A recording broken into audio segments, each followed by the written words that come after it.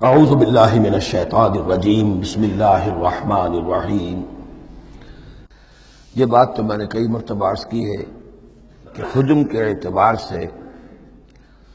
قرآن مجید کا 2/3 یا 2/3 حصہ مکی صورتوں پر مشتمل ہے، اور لگ بھگ 1/3 ہے کہ جو مدنیات پر مشتمل ہے۔ البتہ قرآن حکیم میں مکی اور مدنی صورتوں کے جو 7 گروپ ہیں، ان میں سے چونکہ پہلے گروپ کی مکی صورت سورہ فاتحہ ہے، حجم کے اعتبار سے بہت ہی چھوٹی، کل 7 آیات پر مشتمل، اگرچہ معنوی اعتبار سے بہت عظمت کی حامل ہے، بڑی فضیلت کی حامل ہے، تاہم یہ کہ وہ سورہ مبارکہ ایسی ہے کہ وہ مکی مدنی کی تقسیم سے بھی اعلیٰ ہے، ارفع ہے، بلندتر ہے۔ اس حوالے سے اگر دیکھا جائے تو قرآن حکیم میں اس تقسیم کے اعتبار سے مکی اور مدنی صورتوں کے گروپ کے اعتبار سے مکی صورتوں کے 6 گروپ بنتے ہیں، یعنی پہلے گروپ میں نہ ہونے کے برابر۔ پہلا سائزیبل جو جوڑا ہے وہ یہ ہے جو سورہ انعام اور سورہ اعراف پر مشتمل اب ہم شروع کرنے چلے۔ بعض باتیں تو آپ جان لیجئے کہ مکی اور مدنی صورتوں کی مضامین میں جو بنیادی فرق ہے، سب سے پہلی بات یہ ہے کہ مکی صورتوں میں زیادہ تر گفتگو مشرکین عرب کے ساتھ ہے، اور مکی صورتوں کا جو اصل مضمون ہے وہ توحید ہے، توحید کا اثبات، شرک کی نفی۔ اس کے ساتھ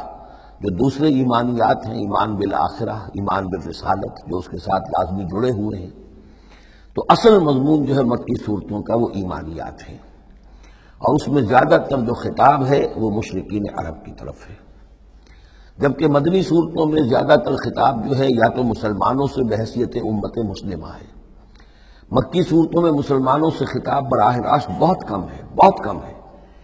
اور ہے بھی تو بالواسطہ ہے، یعنی حضور سے خطاب کیا جاتا ہے واحد کے صیغے میں، اور گویا کہ آپ کے ذریعے سے مسلمان مخاطب ہیں۔ اصل رد و قدح جو ہے، جو گفت و شنید ہے، رد و قدح ہے، بحث و نزاع ہے، وہ سب کی سب مشرکین سے ہے، مشرکین عرب سے۔ لیکن یہ کہ جو مدنی صورتیں میں براہ راست خطاب امت مسلمہ سے ہے،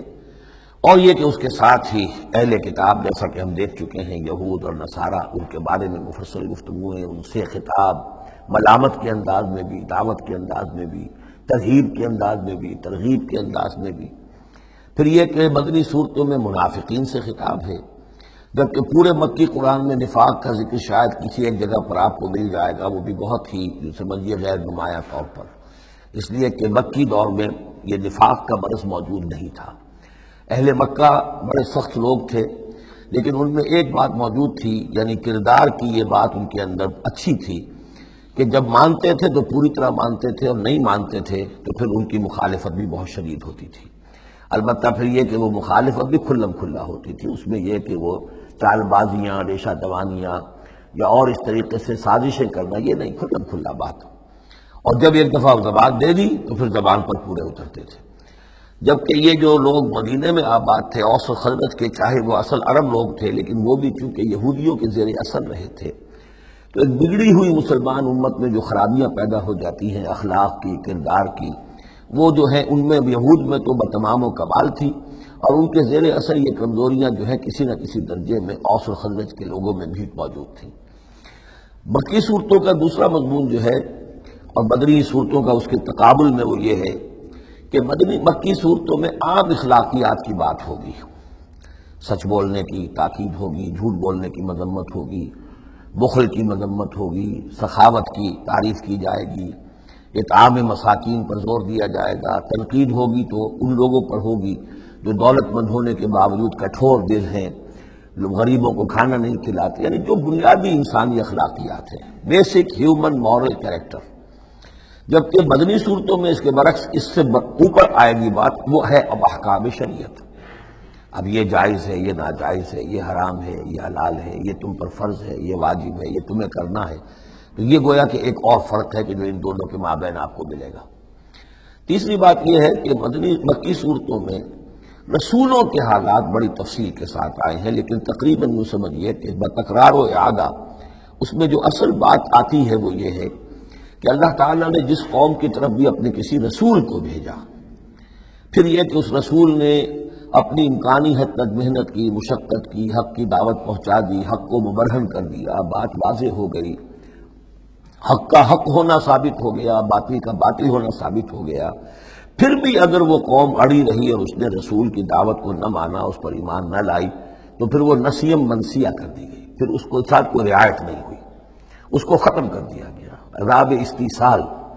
کہ اس قوم کی جڑ کاٹ دی گئی، قطع دابر القوم الذین ظلموا، جڑ کاٹ دی گئی اس قوم کی کہ جنہوں نے ظلم اور کفر کی روش اختیار کی۔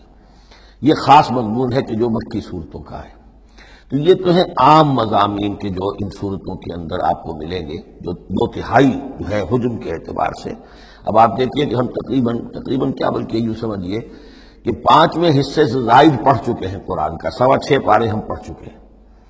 تو 1/5 سے زیادہ پڑھ چکے ہیں۔ ابھی تک کوئی مکی صورت سوائے سورہ فاتحہ کے نہیں آئی۔ یہ مضامین جو میں آپ کو گنوا رہا ہوں یہ اس لیے کہ اب پہلی مرتبہ یہ سورہ انعام میں ایک بالکل بدلی ہوئی کیفیت میں آپ اپنے آپ کو پائیں گے۔ جو میں نے کل کہا تھا کہ ابھی تک ہم مدنی جنت میں تھے، اب مکی جنت میں اب ہمارا داخلہ ہو رہا ہے۔ تو اس میں ان 6 گروپوں کے اندر جو میں نے بتایا ہے ایک اور فرق بھی ہے کہ 2 گروپ ملا کر جو آخری 2 گروپ کی صورتیں ہیں ان میں زیادہ زور جو ہے ایمانیات میں سے آخرت پر ہے، بعث بعد الموت، حساب کتاب، جزا و سزا، جہنم اور جنت۔ درمیانی 2 گروپ کی مکی صورتوں میں زیادہ زور توحید پر ہے، اور یہ جو پہلے 2 گروپ ہیں جن میں 2 صورتیں تو یہ شامل ہیں جو سورہ انعام اور اعراف ہیں، اور پھر 14 صورتیں ہیں مسلسل سورہ یونس سے لے کر سورہ مومنون تک۔ وہ طویل ترین حصہ ہے قرآن مجید کا، مکی قرآن کا، کہ 60 پارے تک مسلسل جو ہے مکی صورتیں چلیں گی۔ ان صورتوں میں زیادہ زور رسالت پر ہے۔ وہ بات میں نے ابھی عرض کی تھی کہ رسول کی بات اگر نہ مانی جائے تو پھر قوم تباہ و برباد کر دی جاتی ہے۔ نبی کا یہ معاملہ نہیں ہے۔ نبی کی حیثیت ایسی ہوتی جیسے اولیاء اللہ ہیں، ان کی بات جس نے مان لی اس کو فائدہ ہو گیا، نہیں مانے اس کو نقصان ذاتی طور پر ہو جائے گا، لیکن پوری تباہی اور قوم کی ہلاکت نہیں ہوا کرتی تھی۔ عام اولیاء اللہ اور انبیاء میں فرق یہ ہے کہ عام اولیاء اللہ پر وحی نہیں آتی، انبیاء پر وحی آتی تھی، بس اس سے زیادہ فرق ان کے مقام اور مرتبے میں نہیں ہے۔ لیکن یہ کہ رسول بنا کر جس کو بھیج دیا جائے وہ پھر اللہ تعالیٰ کی عدالت بن جاتا ہے کہ اب تو جو اس کو مانے گا اس کے لیے خیر ہے، جو نہیں مانے گا اس کے لیے پھر ہلاکت ہے۔ تو یہ مضامین ہے۔ باقی یہ کہ مکی صورتوں میں پھر جو جوڑے ملیں گے آپ کو، جیسے یہ جوڑا ہم پڑھ رہے ہیں انعام اعراف، اس کے بارے میں ایک بات میں آپ کو کل بتا چکا ہوں کہ جب بات ہوتی ہے اللہ تعالیٰ کو منوانے کی، اللہ تعالیٰ کی معرفت آپ کو حاصل ہو جائے تو اس کے 2 راستے قرآن اختیار کرتا ہے۔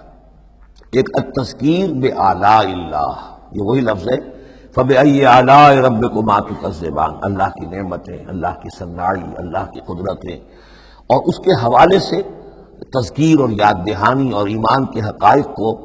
انسان کے جو قلب کے اندر مضمر ہیں لیکن ڈورمنٹ ہیں، سوئے ہوئے ہیں، ان ایکٹیو ہیں، انہیں اجاگر کرنا۔